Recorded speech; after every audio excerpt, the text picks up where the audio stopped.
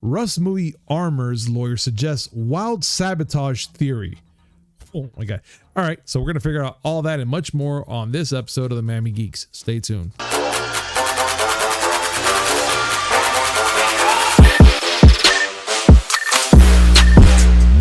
Yo, what's up, everybody? Welcome to a brand new episode of the Miami Geeks Weekly Updates, brought to you by digitalcracknetwork.com.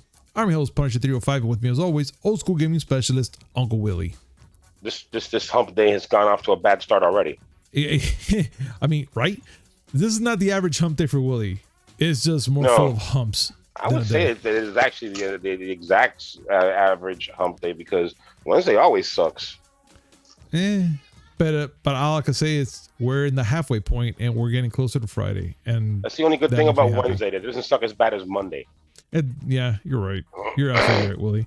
And, you know, for any new listeners out there, make sure to hit like, comment, subscribe, hit that notification button just to know when comes amazing news, which is 3 times a week. Mondays, Wednesday, and Friday, and a little something in between.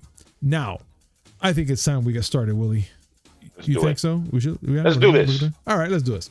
So, Marvel's Avenger is removing paid XP boost after players' backlash. I thought they should have done that a long time ago. I never liked this whole XP boosting paid crap, dude. I thought it was just play the game and be good at it. You know what I'm saying? What do you think, Willie? I agree. But you know what?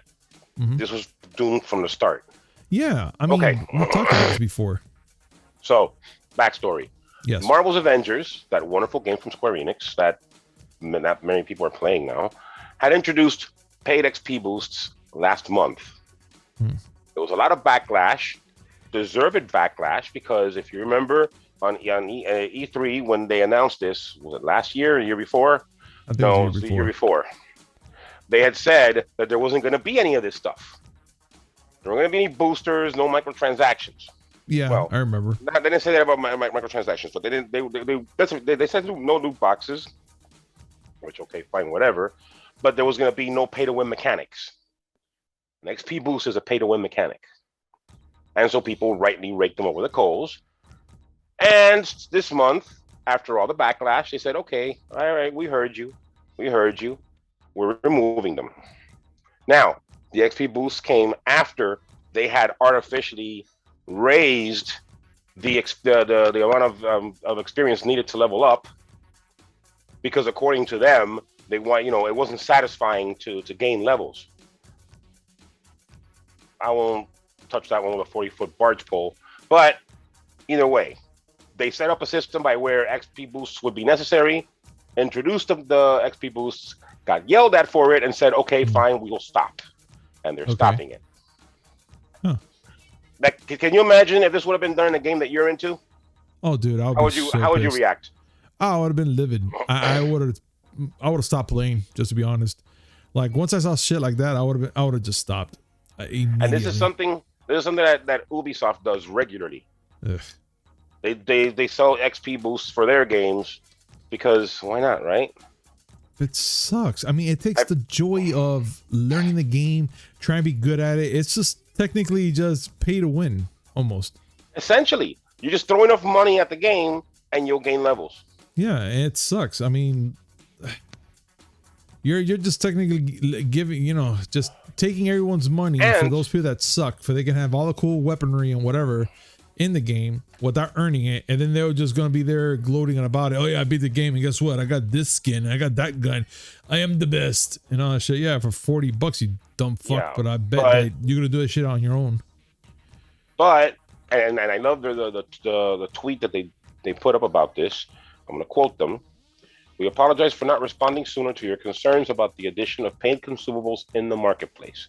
We introduced them as an option for an evolving player base and did not see them as pay to win since they don't offer power directly. You're either gaining levels, which makes you more powerful, or you're earning more in-game currency, which will let you upgrade gear." No. How is that not getting power? I don't know. I definitely don't know. I just find it's a waste of time. On reality, they should have taken that shit off 2 years ago already. They didn't even have to have that shit. Well, I mean, they only had it for a month, so they would have taken it out 2 years ago. That would have been quite the trick. But still, the thought about it, about adding it, and then they're like, oh, let's remove it because player backlash. They still fucking lied to everybody. They said they were not going to do it, and they still did it, and it's fucking ridiculous. To be fair, this is something that companies do regularly. No, like it. I don't like it. But you know what? I would like to know what everybody else thinks about that. What do you guys think about the fact that if you're playing a game and they just automatically put some shit like that in there, and you know suddenly you have all these fucking people that you know that they're not the greatest in the game, and all of a sudden they get all these fucking cool weaponry, they level up you while you're freaking there struggling with a certain level, and they're like, oh yeah, I just paid $40 and I did this. You know, how would that make you feel? Wait, I'll make it simpler. How does it feel when you go on Call of Duty and the people who pre-ordered it and got it a week to play before you and loaded up on Tostitos and Mountain Dew to get extra XP? How do you feel playing against them? Oh no, fuck them with the stick, because I get so mad because I'm like, oh, finally I get to play this game. I'm in level 1. Let me see the chart board. Oh, my guy was prestige. Great, awesome. That's all I really wanted to do. Just jump in a fucking pool of sharks with meat on me. Let's just say I'm just gonna die. That scenario I just brought up.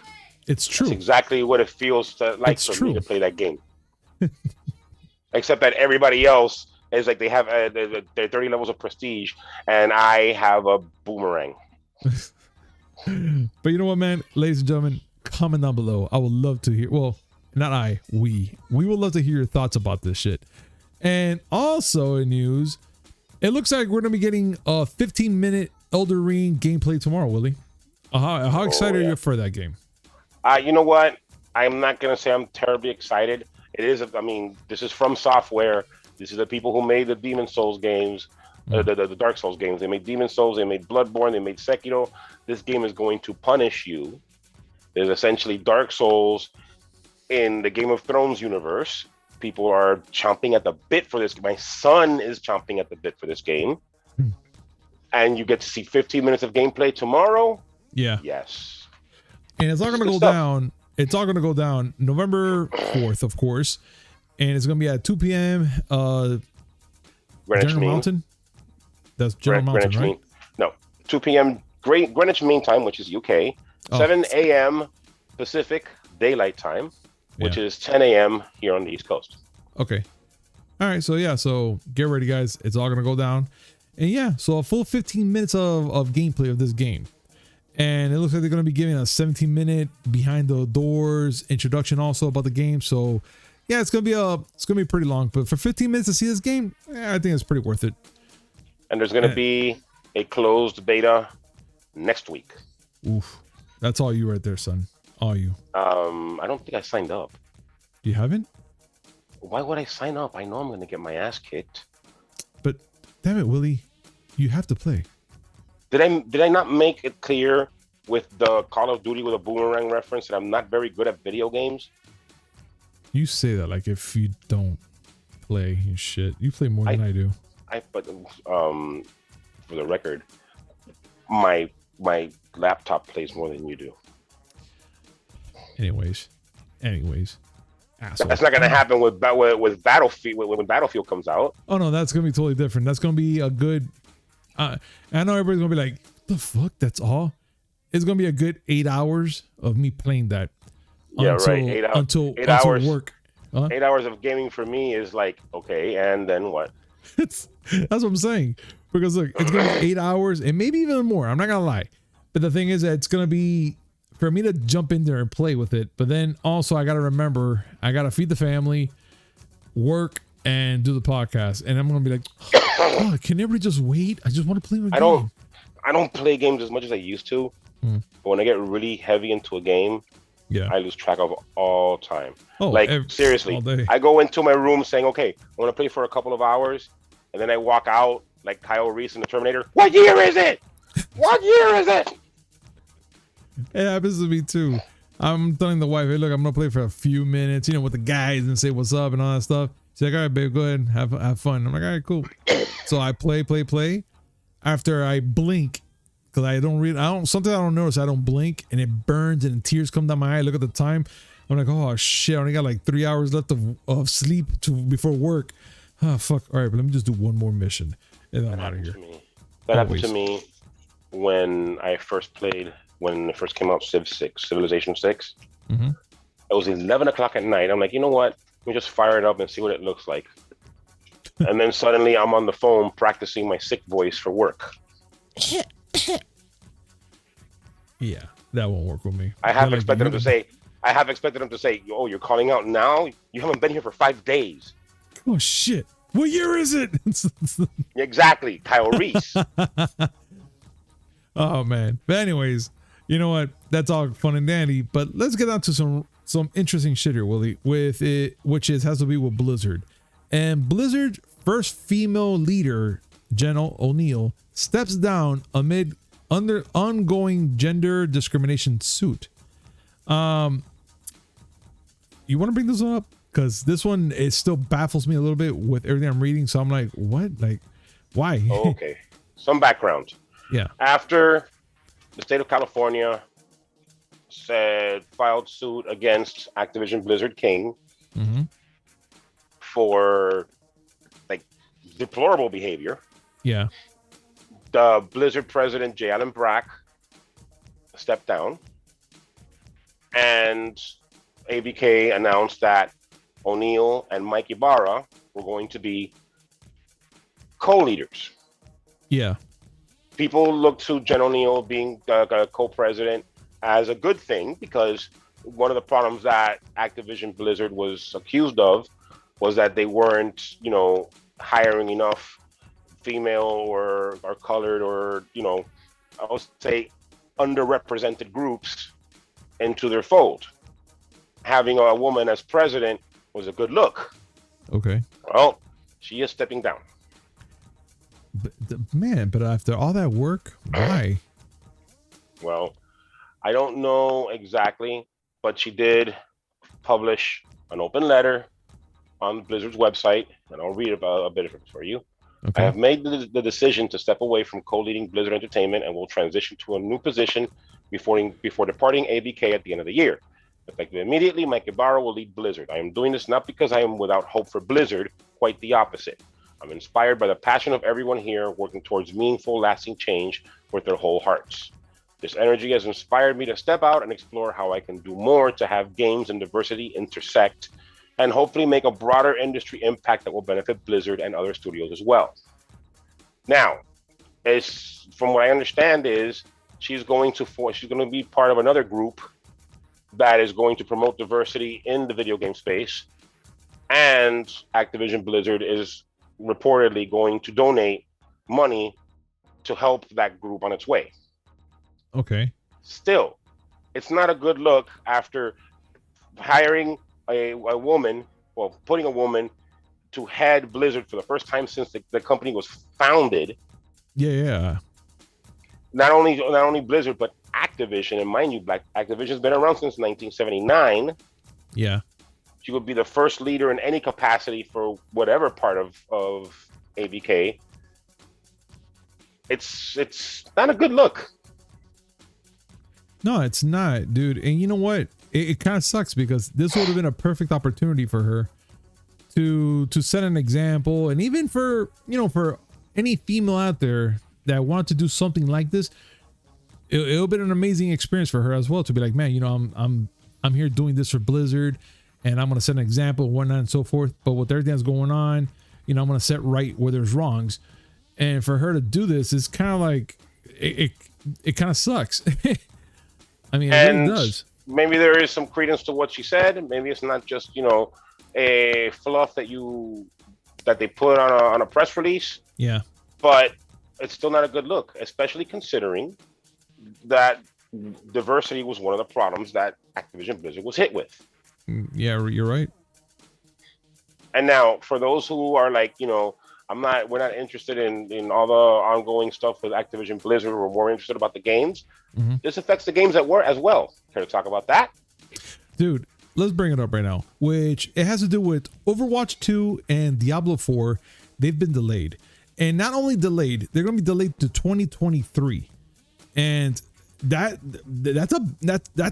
fucked up. I mean, with everything they've been announced, because we were going to get Diablo 4 and Overwatch 2 by this year, if I'm not mistaken, right, Willie? Or was it going to be early next year? No, there wasn't a firm date for either one of them. Eurogamer is the ones they're putting that at the earliest. It'll be 2023, because when they had been announced, not this last year, the year before, the BlizzCon before, yeah, it was said they're not in any shape to be, to be even considered for release anytime soon. It could have been anywhere from 2 to 4 years away. We just know that because of all the upheaval, and now with the departure of, excuse me, sorry, I'm sick, guys. With the departure of Oneal, that's just further delay. Got it. Diablo 4 being delayed, as much as I hate everything that's going on with Activision Blizzard right now, Diablo 4 being delayed hurts me. Hurts my son. And Overwatch 2 being delayed hurts my nephew, who's in love with the original game. Really fun game, though. Oh, it's a fun game. I actually was decent at it.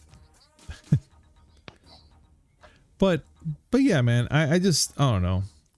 That's their ideal number till 2023, but we haven't got a full confirmation yet about when they're going to be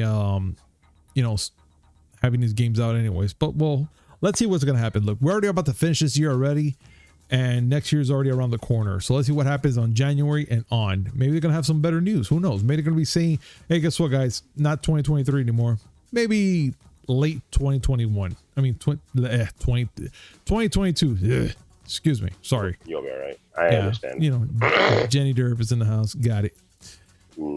It's been a minute. So besides that, that's all fun and dandy. But now let's talk about Marvel Spider-Man. Final boss fight was cut down to avoid crunching developers. Willie, just by reading that, are they just talking about all the hard work they had to do for the final boss fight? Because it looks like does that sound like a cutting corners type of thing to you? No, it does not. It sounds too much work. It sounds like the decision that was made to prevent the developers, like the people actually coding this, from having to go into crunch mode. Okay.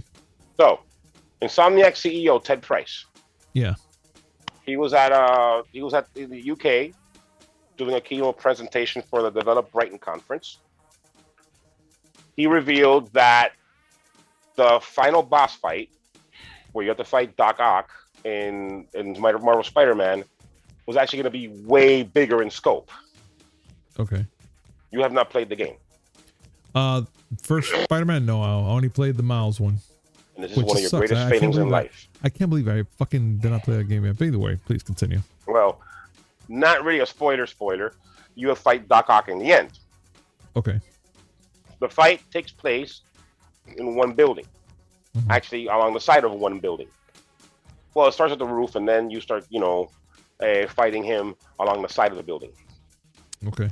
Well, Ted Price let it be known that the original concept for that fight was going to be you fighting Doc Ock across all of New York City, which is quite a big open world in the game. And that would have taken a lot of resources and a lot of programming. And after talking to the developers, they made the decision, you know what? Let's bring it down in scale. Let's not make it that complicated.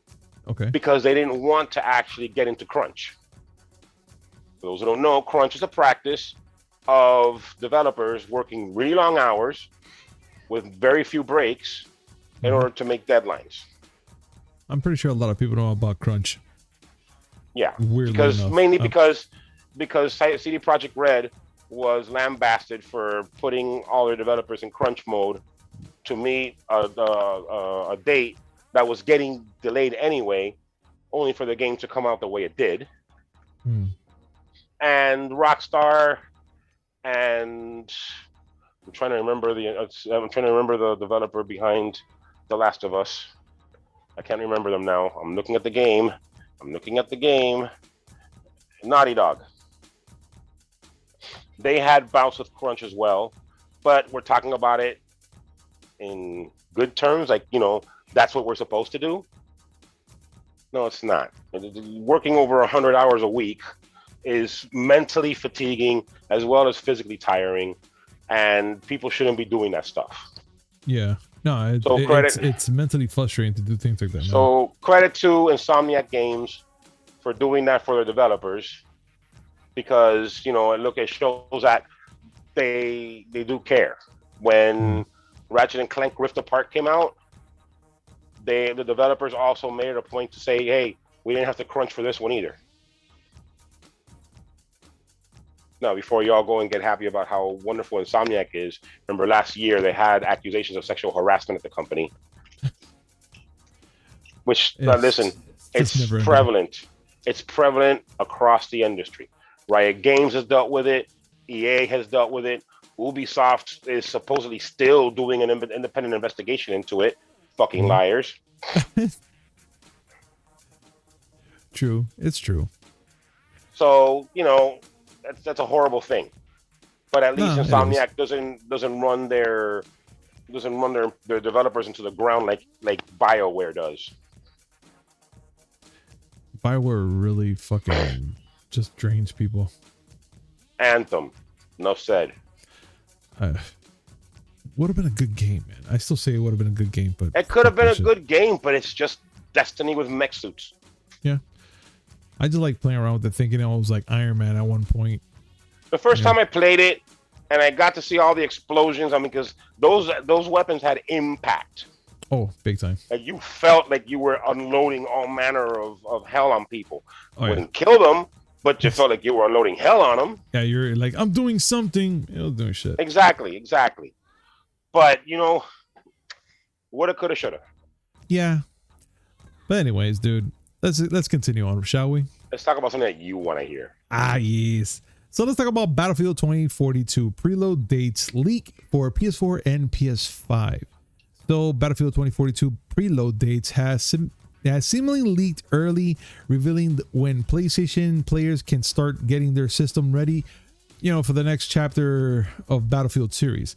So according to a PlayStation size Twitter account, select players will be able to start playing their game. They'll start to preload their games early as next week. According to an account, players who purchase the Golden Ultimate Edition of the game will be able to start their game like as early as November 10th. So just around the corner already, guys. While Standard Edition owners will have to wait to November 17th, 2 days before a release date of November 19th. Gold Edition and Ultimate Edition owners will get an early access to the game. So they will pretty much be way ahead of us. Let's be honest. This is going to be so way ahead of us, and we're going to be catching nothing but scraps, technically. So that's, but you know what, man? That's been known for so long, even with Call of Duty, for for them to have stuff like that, even with the midnight releases and stuff like that, that they can start the game early and whatnot. But for Battlefield and stuff and all the other games, and now they do it all digital, they have that privilege. I'm gonna have to probably say that they can get this 1 week advanced of playing the game versus whoever gets standard, which I hate it, but I understand. Willie? Listen, as bad as other companies are, when it comes to stuff like this, no one is worse than EA, where they give primacy of place to people who throw more money at them. And I'm not gonna go and pour harp. I've been playing it all my life, but we all know it is garbage. You go and you buy a $100 version of a game, and they let you play it 2 weeks ahead of everybody else, which gives them an artificial advantage. You know what, man? And again, I kind of understand all that jazz and stuff, but it still pisses me off because it's like, oh, fuck, dude. I wanted the standard edition because I don't really want all the bells and whistles, the extra code, the map, the one figurine that probably has like only a little fake gun. That's it, or like the one you have wait, in your wait, room actually. Oh, actually, like the figurine in your room. That's actually pretty hot. Fake gun. Wait. I mean, so you know what I'm trying to say. You're to give you a real gun? Here we go. Fuck my life, Willie. You know what I'm trying to say. I mean, you said it. Shut up. Well, I'm trying to say, said like, it. Wow, I know what I said. But I'm trying to say, like, maybe they're gonna give you the action figure, but they're like, you know what, we're not gonna give you the action figure because I have to pay like $20 more. So we're just gonna give you the little prop gun, the little fake gun, and that's it. That's what you're gonna put in your little display, a little thing there, or it's gonna be a keychain or some shit like that. That's what I'm trying to say. Sorry, you heard it here first. You heard it here first, ladies and gentlemen. Punisher wants to have actual firearms when he purchases a game. Oh, next. Listen. Okay, next. By the way, none of y'all are talking about how the fact that Call of Duty Vanguard comes out this Friday. Well, all right. So look, it's coming out this Friday as well, Willie. But I don't have any like, I don't see no attraction to that game. I swear to you, dude, I have no attraction to that game. Like, as much as they put it out there, I don't care about it. And yeah, to finish shitting on EA, yes, you have to pay extra money so you can get the full game. If you only buy the standard version, you don't get the full game. You only get most of the game. All right, that's true. But Willie, there is a question out there that I really want to ask you and our viewers out there, and it's Super Smash Brothers Ultimate. Sakurai is stepping down, and he's leaving the series. But what next? Like, what is he gonna do? Have you ever wondered that by any chance? He has said that he's taking a break from it. I mean, do you think so? I mean, there's an article here that we're looking at. Sakurai spoke to a Japanese magazine, Famitsu, and it's about his current plans. So he pretty much is not thinking about a sequel right now or nothing like that. Which I can't believe that he's even thinking about making a sequel for a video game, the video game. And so he was pretty much like saying that he hasn't been thinking about nothing about that recently, so he cannot say certainly what's going to be happening. But he is, like you said, he is still going to take a break. He's going to take a nice little break. I'm not sure how little is going to be this break, but I'm not sure if he's going to be thinking about making another Smash game or whatever game he wants to make in the near future for Nintendo. Do you think, or do you agree at the fact that he's just going to step away and just like kind of like hope that people don't bother him? Or do you think like once he takes that one break, or should I say his second wind, to make another game? Or because if he makes a part 2 for Smash Brothers Ultimate, I don't even know what the fuck I have nothing. Like my head will have nothing like for this shit. No. Well, what I will say is this: Masahiro Sakurai is famous for throwing himself a little too hard into his games. I've mentioned it here before. This is a man who casually said, "Oh yeah, I stuck an IV in myself and it kept working." I mean, sometimes stepping away from the project and getting some U time is something that you need to do. So, and I would say that this break is well deserved. Say whatever you want to say about Super Smash Bros. Ultimate, but every time they announced a Fighters Pass character, it was a fucking event, and people were really interested in whatever the game had. Okay. I'm not gonna say that there's not gonna be any more Smash Brothers games. These games are obvious money makers. Yeah. Now, will we have one anytime soon?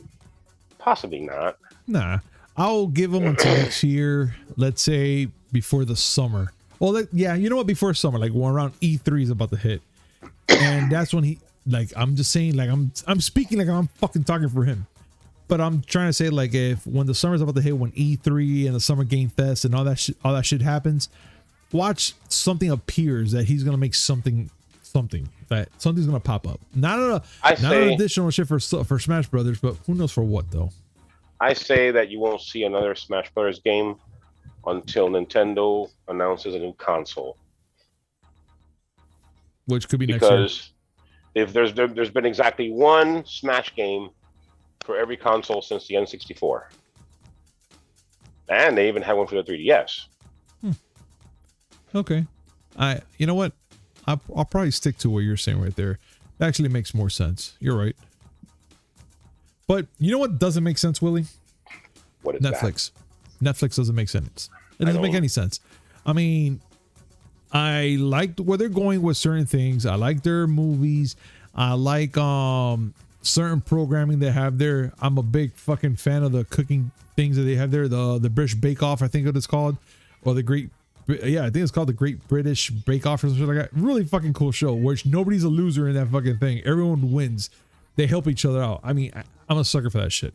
But first, let me get back to the thing. So what I don't understand is they're going to start, or they already started rolling out gaming for Netflix today. They just started. I'm still baffled because look, first of all, they already had the whole choose your adventure type of style games, which on Netflix, I think it's the one for Gravedigger. Fuck, for Undertaker. They have one for Undertaker. They have done a couple other, they're pretty standard ones, whatever. I was like, oh, okay, this is pretty fucking cool. That's cool. But now they're going into gaming. And so Netflix games rolled out for Android today with plans for iOS shortly after. The games will have no ads, no additional fees, and no in-app purchase. I find that hard to believe that they're not going to do that shit, but let's find out. So you won't have to worry about accidentally spending your rent money or anything on those games, because it's going to be all cute pixelated games, and it's going to be cool. Like from what I'm looking at here. What are your thoughts about this shit, Willie? I mean, we already have that shit for movies, so now they're gonna make a Netflix and chill and video game. I mean, so what's up? What they're offering for now? I don't have Netflix. You can only have so many subscriptions, folks. All right. But I'll get it back eventually. You know how that is. But essentially, for Android users, if they log into Netflix on their phone, there will be a Netflix games section where they can go and check out whatever games they have on offer. Okay. Right now, I will say the headline game is Stranger Things 1984. Yeah. Which is a mobile game that's already been on Google Play. But, I mean, Stranger Things, of course it's going to be on there. They don't have much else, reportedly. They have a basketball game, a billiards game, and a poker game. Mm-hmm. But the idea is you will be seeing more Netflix-themed games on that service.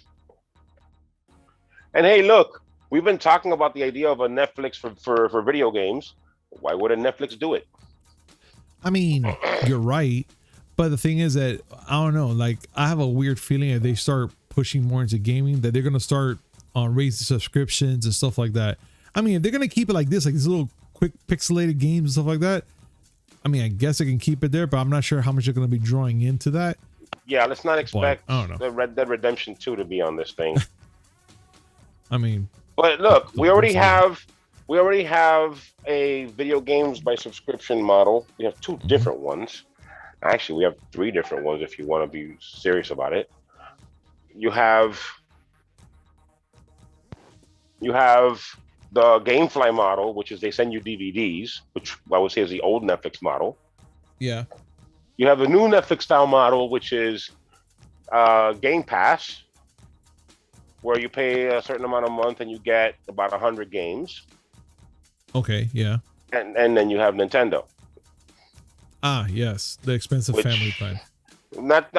Apart from the expansion pass, but just the concept of, pay us some money, we'll let you play online, and we'll give you access to like 12 games you already bought 12 times on the eShop for other consoles. I also can't forget Google Stadia. I had forgotten Google Stadia. I just remembered it right now, just because I don't know. But that's not even a subscription model. I mean, there's a subscription if you want to play in 4K. Yeah. But you have to buy the games.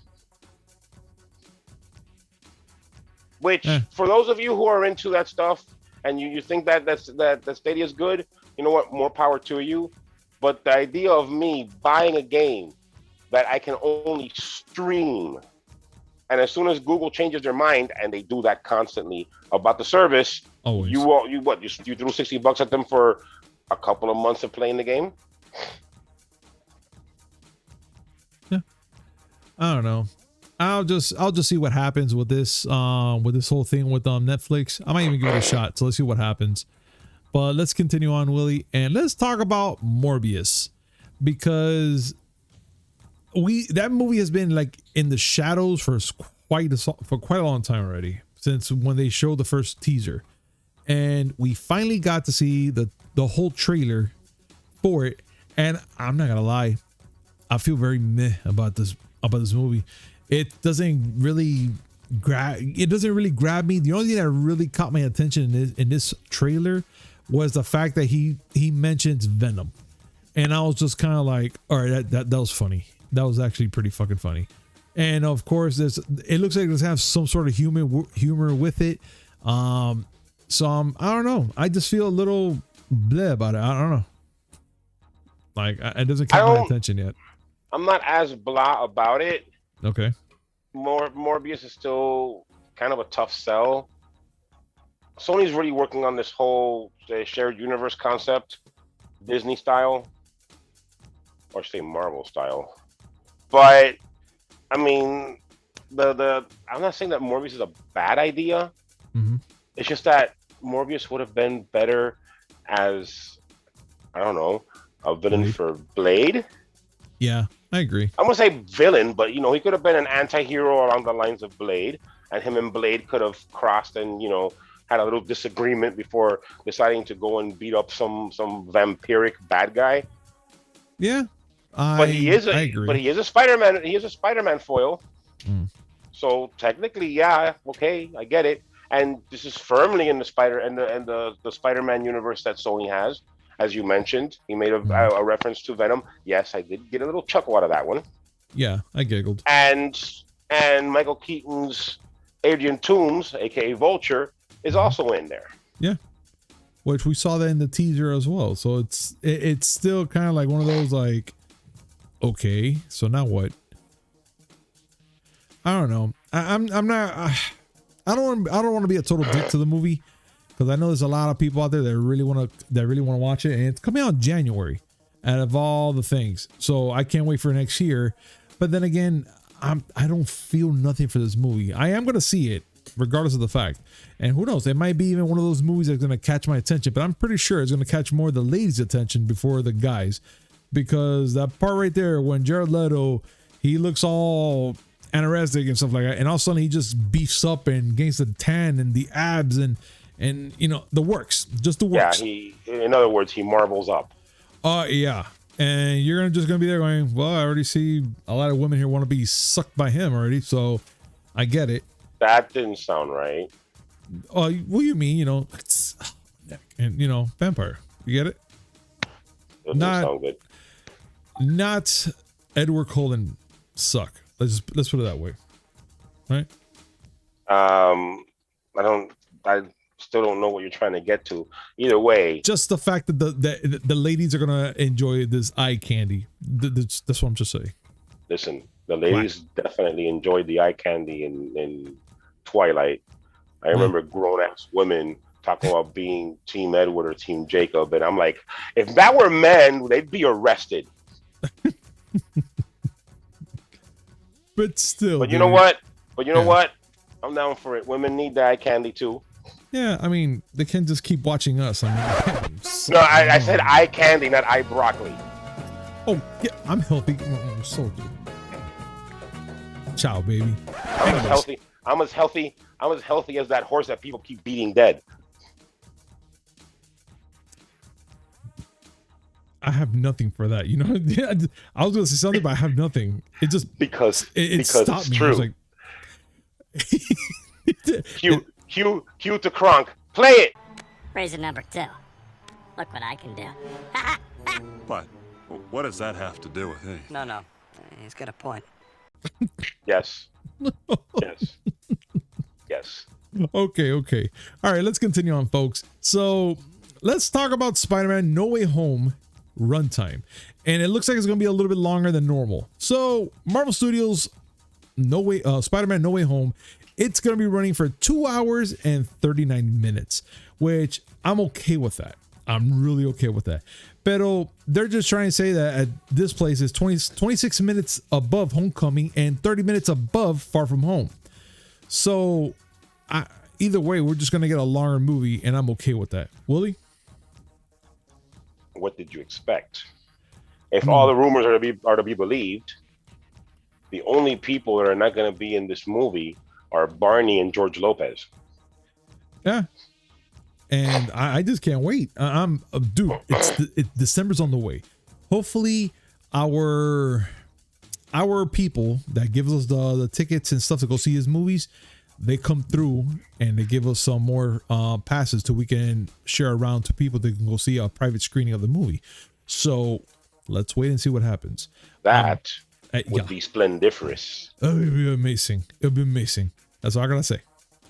So that's that, and I can't wait for that. So we have this in news as well. So Matt Smith teases that his unknown Star Wars The Rise of Skywalker role was to have a big impact, and there's more to that. So way back in 2018, Matt Smith was joining the final part of the Star Wars trilogy of, The Rise of Skywalker, and he was going to have a key role into this.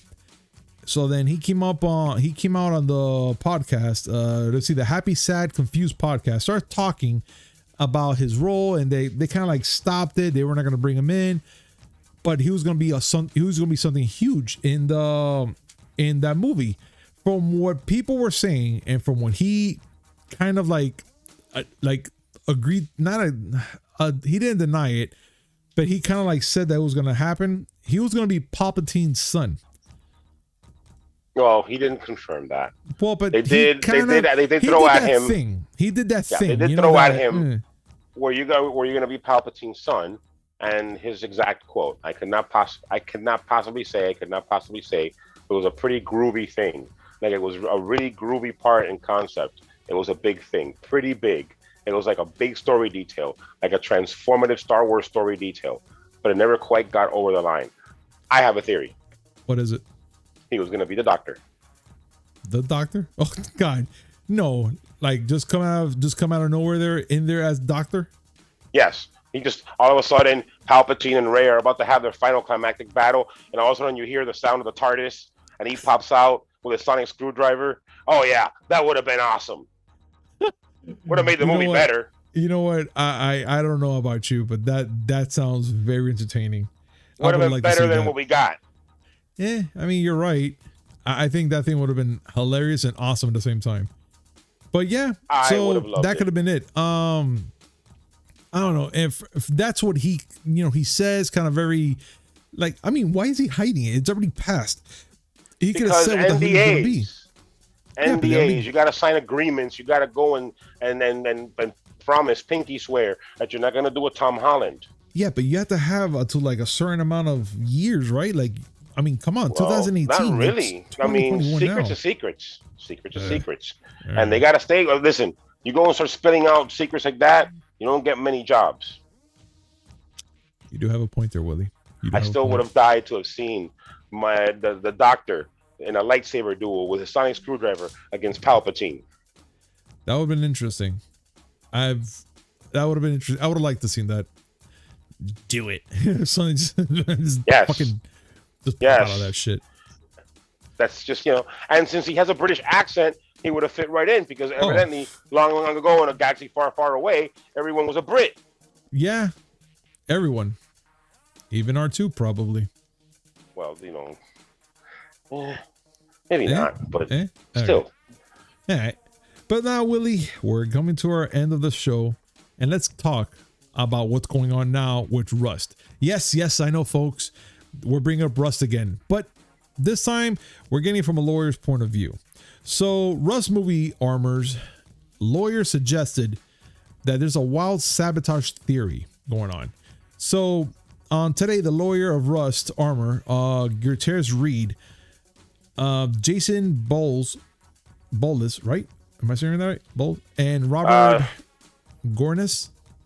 Yeah, heard that the lawyers for Hannah Gutierrez Reed, who was Jason the Blake. armor for Rust, are those gentlemen. Yeah. They spoke about an incident about what happened.